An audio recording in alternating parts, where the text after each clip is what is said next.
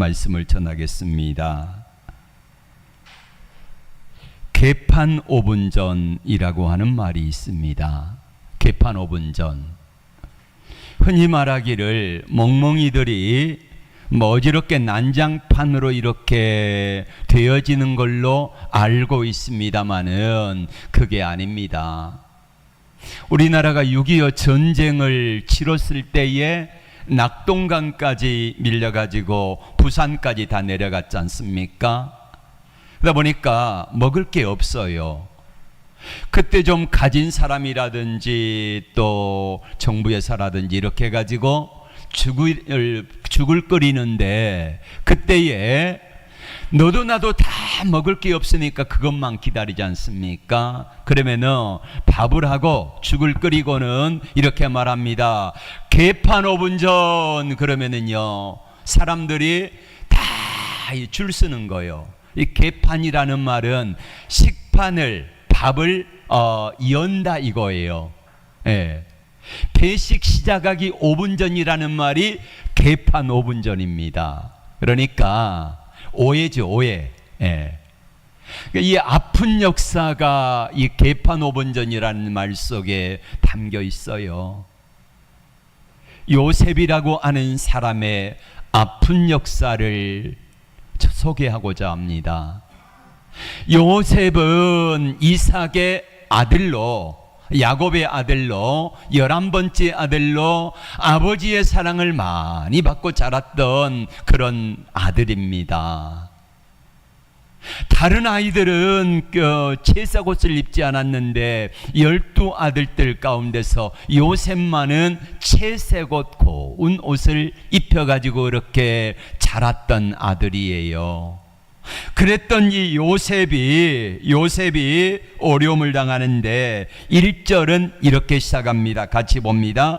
요셉이 이끌려 애굽에 내려가매 바로의 신이 대장 애굽 사람 보디발을 그를 데리고 내려간 이스마엘 사람의 손에서 요셉을 산이라. 요셉이 노예 종으로 팔려가지고 보디발의 집에서 13년 동안 노예 종살이를 하게 됩니다. 근데 여러분, 하나님은, 성경은 요셉을 향하여 이렇게 말합니다. 요셉이 형통한 자라고 말입니다. 2절의 말씀 봅시다. 그가 형통한 자가 되어. 3절에서도 역시 말합니다. 여호와께서 그의 범사에 형통하게 하심을 보았더라. 또 23절에도 말씀합니다. 여호와께서 범사에 그를 형통하게 하셨더라. 요셉의 삶은 분명히 힘들고 어렵고 고난이 겹쳤는데 하나님은 요셉을 뭐라고 말해요? 형통한 자다, 이렇게 말합니다. 현실의 요셉은 과연 형통한 자일까요? 현실의 삶에서 요셉의 삶은, 하나님은 형통한 자라 그러는데 요셉의 현실의 삶에서는 요셉이 진짜 형통한 자가 맞나, 이겁니다. 요셉은 형통한 사람이 아닙니다. 왜요? 그의 형들이 팔아버렸잖아요. 노예로 말입니다.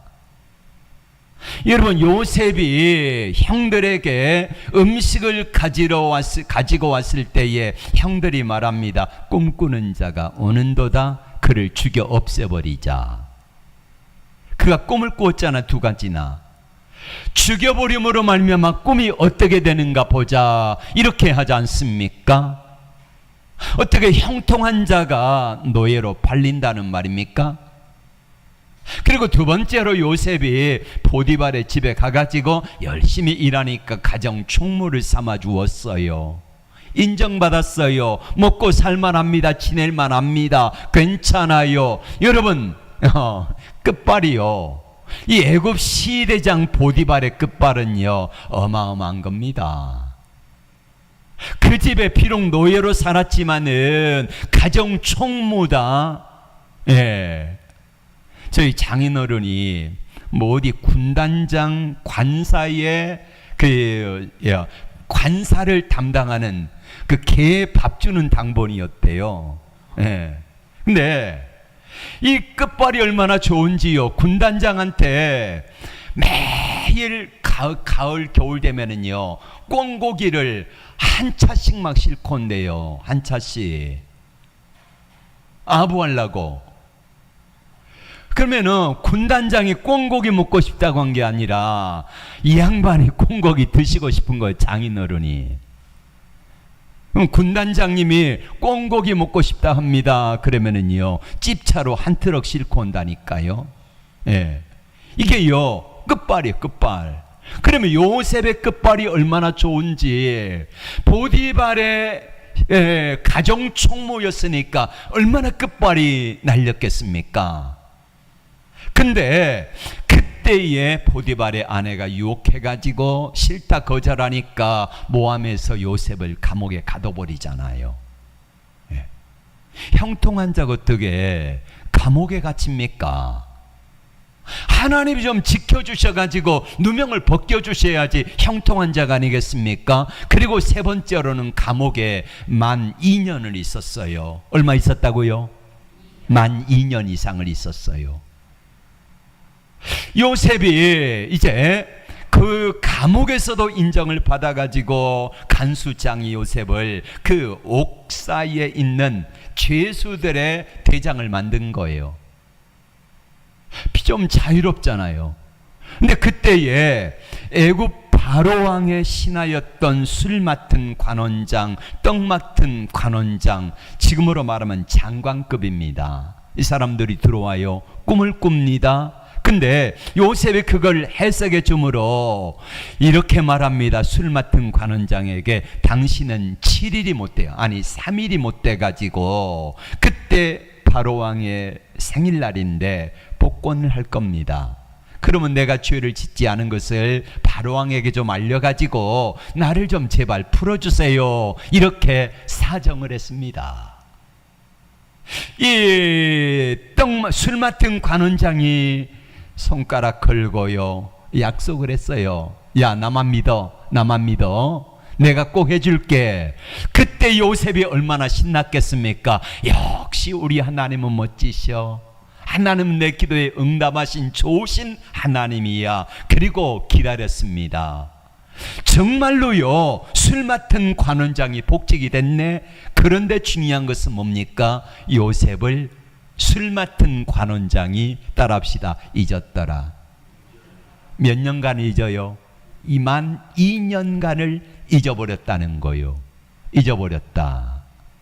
자, 여러분, 하나님은 요셉을 형통한 자라고 말하는데 요셉의 현실의 삶은 형통한 자가 아니라 정말로 어려워요. 점점점 미궁에 빠지는 삶을 살아간다는 것입니다. 그러면은 진짜 성경이 말씀하고 있는 하나님이 말씀하시는 형통이 뭘까요? 형통이 뭘까? 따라합시다. 형통은 하나님이 나와 함께 하시는 거다. 하나님이 나와 함께 하신다. 창세기 39장 2절의 말씀을 보실까요? 시작. 그가 여호와께서 요셉과 함께 하심으로 그가 형통한 자가 되어. 여러분, 일반적인 형통이라고 하면은 주로 오복을 말하지요.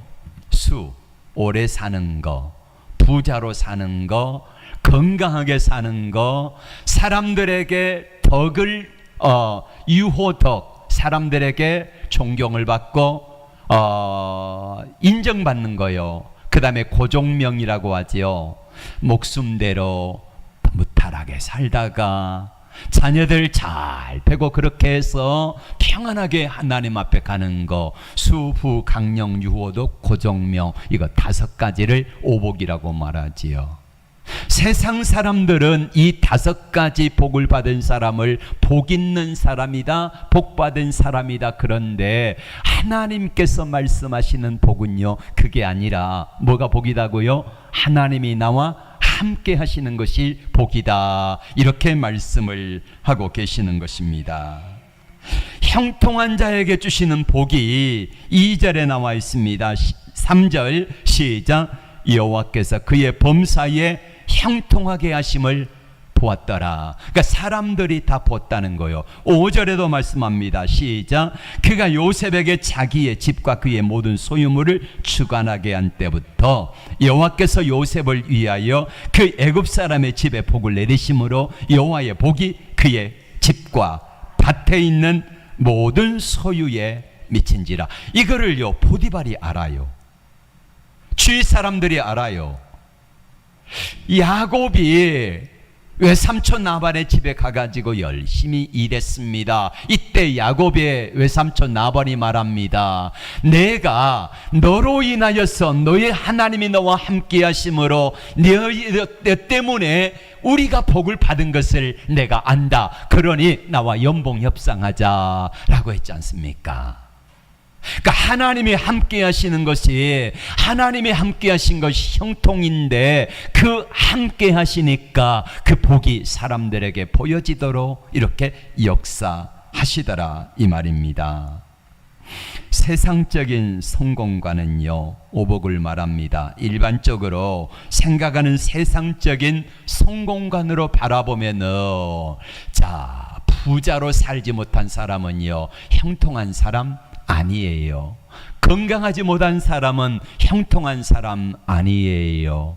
자녀들이 말썽을 피우고 어려움을 당하게 하는 것도 형통이 아니에요. 일찍 죽는 것도 형통이 아니에요. 그런데 하나님께서는 뭐라고 말씀하십니까? 건강하지 못해도 형통하고, 할렐루야, 어떻게 하면은 하나님이 나와 함께 하시기만 하면은, 내가 부자로 살지 못했어도 지금 그렇게 살아가지 못하고 돈에 궁핍해 가지고 쩔쩔쩔 매며 살아가도 하나님이 나와 함께 하시며 형통한 자라 하십니다. 근데 내가요 머릿속으로는 아는데 현실 속에서는 인정이 잘 안 돼. 이렇게 하나님께 따집니다. 하나님 보세요. 다른 사람들이 다 건강한데 나 좀 보세요. 나 건강하지 못합니다. 다른 사람들은 부자로 잘 먹고 살아가는데 저 사기꾼 같은 사람, 도둑놈처럼 살아가는 사람들도 떵떵거리며 잘 먹고 잘 살아가는데 나는 하나님 앞에, 하나님 제가 11조를 떼먹었습니까? 주일 성수를 안 했습니까? 봉사를 안 했습니까? 요만큼 하면은 하나님이 나를 좀 인정해 주시고 물질도 주시고 건강도 주시고 해야지 형통한 사람 아니겠습니까? 하나님께 대들듯이 따지지 않습니까? 맞아요. 따지고 싶어요. 네. 그런데 하나님께서는 그렇게 말씀하십니다. 야 정현아, 그만 따지고 내가 너와 함께 하니까 너 형통한 사람 맞다, 이렇게 말씀하신다는 거예요. 하나님이 나와 함께 하시면 형통한 자 맞습니까? 하나님이 함께 하시면은 내가 가난해도 연약하여도 부족해도 삶이 고단하고 피곤하고 힘들어도 하나님이 지금 나와 함께 하시니 형통한 자 맞습니까? 누가복음 16장에 보면 부자와 나사로가 나옵니다. 예수님이 직접 말씀하셨으니까 실제 있었던 건 사건 같아요. 부자와 나사로, 누가 형통한 자입니까? 부자. 세상적인 기준으로 보면은 부자가 형통한 사람이고 나사로는요 저주에 가까울 정도로 비참한 삶을 살았습니다. 누가복음 16장 19절에 부자가 어떤 모습으로 살았는지를 같이 볼까요? 자, 졸리시니까 앞을 보시고 큰 소리로 좀 부탁합니다. 시작. 한 부자가 있어 자색 옷과 고운 베옷을 입고 날마다 호화롭게 즐기더라. 옛날 성경에는 날마다 호화롭게 연락하더라, 이 말은 잔치하더라 이 말입니다. 부자가, 자색 옷은요 왕들이 입는 옷인데, 귀족들이 입는 옷인데 금의 무게하고 자색 옷의 무게하고 똑같이 저울에 달아가지고 거래가 될 정도로 대단히 값진 옷입니다. 자색 옷을 입고 고운 베옷을 입었습니다. 겉으로는 자색 옷, 속으로는 고운 베옷, 실크와 같은 그런 옷을 입었다는 거예요. 그리고 날마다 잔치했어요. 날마다 잔치. 그러니 이 부자의 모습을 보고 야, 형통한 사람이다, 성공한 사람이다, 복받은 사람이다 라고 세상에 살 동안에는 사람들이 이렇게 우러러보고 부러워하며 존경까지도 보냈겠지요. 반면에 거지 나사로의 모습을 계속해서 볼까요? 20절 21절 시작. 그런데 나사로라 이름한 거지가 헌데투성이로 그의 대문 앞에 버려진 채 부자의 상에서 떨어지는 것으로 배불리려 하며 심지어 개들이 와서 그 헌데를 핥더라. 이 가난한 거지 나사로는요, 부잣집 앞에서 얻어먹었어요. 거지예요. 몸도 아파요. 몸이 아픈데 아마 상처가 고름이에게 생겨가지고 썩어가지고요. 고름이 있으니까 개들이 와가지고 그 고름 부위, 상처 부위를 핥아요. 이런 비참한 삶을 살아갑니다. 누구라도 아무도 가족도 없으니까 그대로 그래 버려두었겠지요. 어느 누가 봐도 이 거지를 바라보면서 야, 저주받은 사람이다 이런 생각 안 하는 사람이 없어요.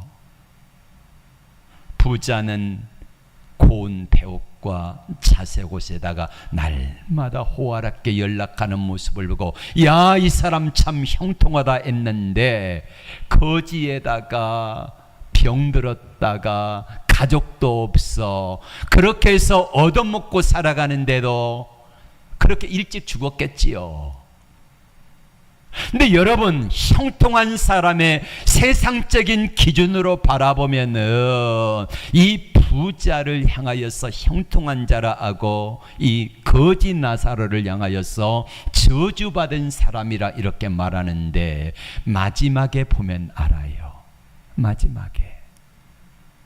마지막에 누가 데리러 오느냐 하는 겁니다. 이 땅을 떠날 때에 누가 데리러 오느냐에 따라서 그 사람이 형통한 사람인지 아니면 저주받은 사람인지가 결정이 되더라 이 말입니다. 여러분, 자, 누가복음 16장 22절에 두 사람 다 죽었습니다. 부자는 좀 더 오래 살았겠지요. 이 거지 나사로는 더 일찍 죽었을지도 모르겠습니다. 근데 누가 데리러 와요? 자, 22절 시작. 이에 거지가 죽어 안 나와 있습니까?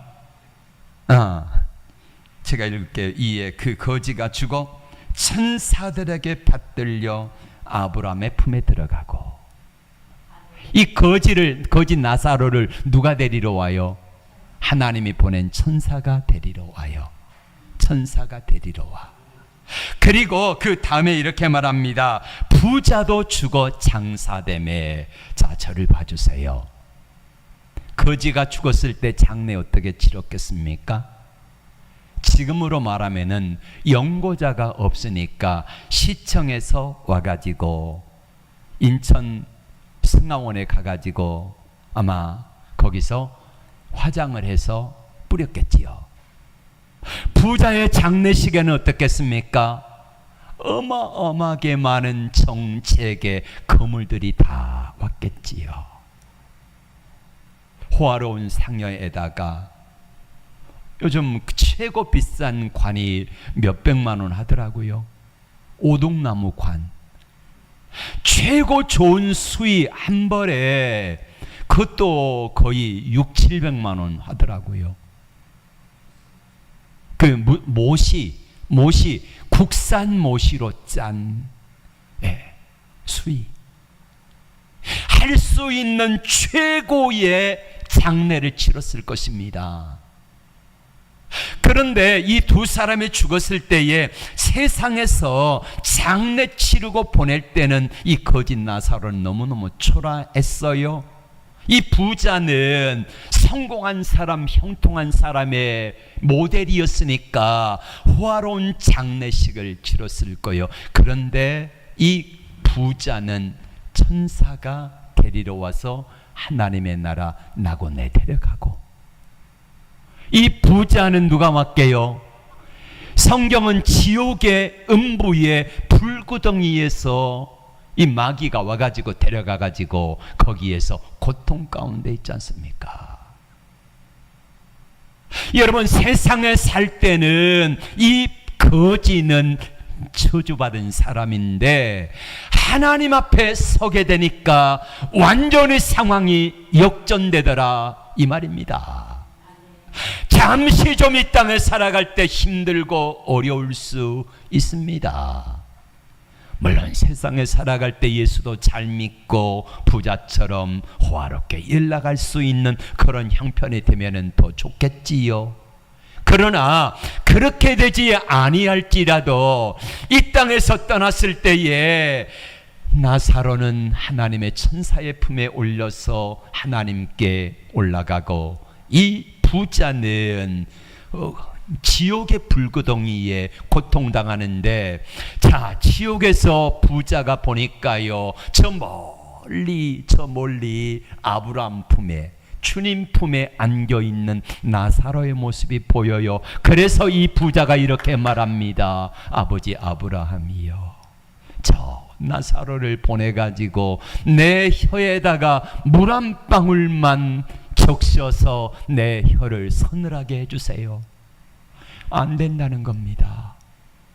세상에 있을 때에 그때에 할 수 있는 일이지 더 이상 천국과 지옥으로 가버리면 안 된다는 거예요. 여러분, 지옥의 불구덩이 가운데서 부자의 소원이 뭔 줄 아십니까? 부자의 소원이 뭘까요? 물 한 모금만 내 혀를 적셔서 서늘하게 해주세요. 더 이상 안 된다 그랬으니까 하나님이 안 된대요. 그러면은 이 부자의 마지막 소원만 뭐겠습니까? 내 가족들이에요. 내 가족들. 하나님께 다시 요청합니다. 하나님, 내 형제 5명이 있는데 나같이 똑같은 사람들입니다. 그럼 어디 올 거예요? 나처럼 지옥에 올 수밖에 없다는 거예요. 그러니 저 나사로를 보내가지고 네 형이 지옥의 불구덩이 가운데 이런 고통당하고 있다, 이거를 좀 알려달라는 거예요. 근데 그것도 안 된대요. 왜요? 본향교회도 있고 저기 저 원미동 교회도 있고, 그러니까 거기 가서 복음을 듣지 않으면은 소용이 없다는 거예요. 여러분, 지옥의 불구덩이 가운데 부자의 소원이, 하나님 우리 형제들 부자로 살게 해주세요, 건강하게 해주세요, 자식들 잘 되게 해주세요, 이 소원이었습니까? 아닙니다. 내 형제들 제발 예수 잘 믿는 그런 믿음의 삶을 살아갈 수 있도록 하나님이 함께 해달라는 거였지 않습니까? 여러분, 세상의 형통은요, 세상에서 형통은 물론 우리에게 부와 명예와 건강과 자녀의 삶이 복되고 형통한 거, 세상적인 기준의 형통을 원합니다. 기왕이면 그 복을 받기를 축복합니다. 그러나 그리하지 아니할지라도 하나님이 나와 함께 하시기만 하면은, 하나님은 나를 향하여 이렇게 말씀합니다. 너 형통한 자야, 이렇게. 여러분, 주님이 나와 함께 하신다는 것을 뭘로 알 수 있습니까? 아예 주님이, 하나님께서 예수님 이 땅에 보내실 때 이름 속에다가 그거를요 새겨 놓았어요. 마태복음 1장 21절의 말씀을 보십시다. 앞에 시작. 아들을 낳으리니 이름을 예수라 하라. 이는 그가 자기 백성을 저희의 죄에서 구원할 자이심이라. 예수 이름은 첫째는 구원자입니다. 그 다음에 1장 23절 보여주시기 바랍니다. 보라, 처녀가 잉태하여 아들 낳으리니 그 이름을 임마누엘이라 하리라. 이를 번역한즉 하나님이 우리와 함께 계시다 함이라. 여러분, 하나님께서 예수님을 이 땅에 보내주시면서 두 가지 이름 속에 담겨진 비밀을 설명해 놓으셨는데, 구원자로 보내셔서 구원하시고 어떻게 하세요? 나 몰라라 한 것이 아니라 함께 하시겠다는 거예요. 여러분, 지금도 저와 여러분과 함께 하십니다. 내가 힘들 때, 내가 연약할 때, 내가 병들어 지쳐서 하나님 앞에 기도할 힘조차 없을 때에 우리 주님은 내 손을 꼭 붙들어 주시고, 내가 너와 함께 한다. 너는 세상적으로는 실패한 자인 것처럼 보이지만은 아니다. 너 형통한 자야. 내가 보증할게. 이렇게 인정해 주신 것을 믿으시기를 바랍니다. 고난의 순간에도 하나님의 형통은 우리의 삶에 늘 있습니다. 요셉의 삶을 보세요. 요셉이 형들에 의해서, 형들에게 가니까 요셉을 다짜고짜 구덩이에다가 집어넣어 버렸습니다. 물이 없는 구덩이에 나올 수 없어요, 혼자 힘으로는. 그러면 가만두면 어떻게 됩니까? 요셉은 굶어 죽어요. 목말라 죽어요. 근데 그때 하나님이 개입하시는데 어떻게 개입하십니까? 저 멀리서요, 한때의 상인들이 오는데 이스마엘 사람들, 에사의 후손 이스마엘 상인들이 애굽으로 내려가는 상인들을 보내십니다.